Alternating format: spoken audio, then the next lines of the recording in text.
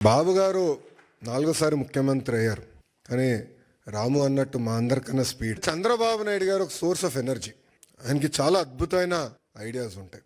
ఆ ఎనర్జీలో మనం ఎంత నింపుకుంటాం అనేది చాలా చాలా ఇంపార్టెంట్. కానీ ఒక్కసారి చంద్రబాబు నాయుడు గారి జీవిత చరిత్ర చూస్తే అనేక ఇబ్బందులు ఎదుర్కొని పైకి ఎదిగిన వ్యక్తి. కేవలం రాజకీయాల్లో కాదు, ఈజ్ అ సీరియల్ ఆంటర్‌ప్రెన్యూర్. ఇక్కడ మీలో చాలా మంది ఆంటర్‌ప్రెన్యూర్స్ అవ్వాలనుకుంటున్నారు. ఆయన సుమారుగా 4 కంపెనీలు స్టార్ట్ చేశారు, 3 ఫెయిల్ అయినాయి. 4వది హెరిటేజ్ ఫుడ్స్.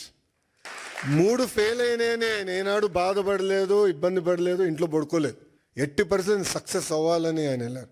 రాజకీయాల్లో మనం చూసాం, ముఖ్యమంత్రిగా దేశం మొత్తం ఆయన వైపు చూసే విధంగా ఒక నాయకుడిగా ఆయన ఎదిగిన.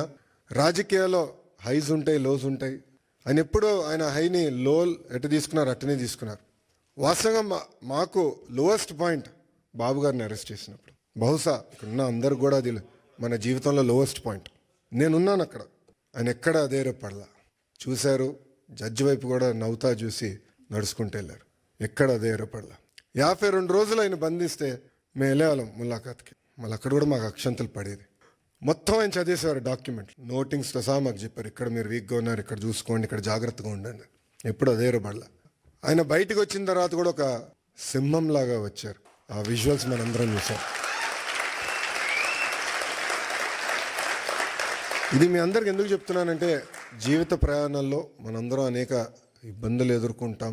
ఒక ఆంటర్‌ప్రెన్యూరల్ జర్నీ అవ్వచ్చు, పొలిటికల్ జర్నీ అవ్వచ్చు, మనందరం అనేక ఇబ్బందులు ఎదుర్కొంటాం. కానీ నమ్ముకున్న దానికోసం అహర్నిశలు కష్టపడితే మనం ఆశించింది, ఆలోచించింది సాధించగలుగుతామన్న నిజం స్వరూపం గౌరవ ముఖ్యమంత్రి చంద్రబాబు నాయుడు గారు.